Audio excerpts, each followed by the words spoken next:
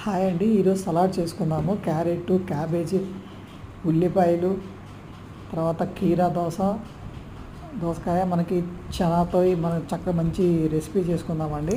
ఇది వెయిట్ లాస్కి సూపర్గా ఉంటుంది. డయాబెటిక్ వాళ్ళు కూడా రోజు నైట్ తీసుకుంటే బాగుంటుంది. కార్బోహైడ్రేట్స్ లేకుండా ఉంటుందండి. జీరో కార్బోహైడ్రేట్స్ ఇవి.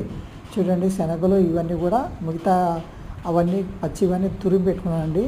పెద్ద సైజు హోల్స్ ఉంటాయి కదా, దానికి క్యారెట్, క్యాబేజ్, ఆనియన్స్, కీరా తర్వాత ఉడకబెట్టుకున్నానండి. లైట్గా కొంచెం ఉప్పు వేసుకొని చనాకి ఒక స్పూను మిరియాలు, ఒక స్పూను ఉప్పు, ఒక స్పూను ఆలివ్ ఆయిల్ వేసి కలిపానండి. ఒక స్పూన్ నిమ్మరసం కూడా వేసాను.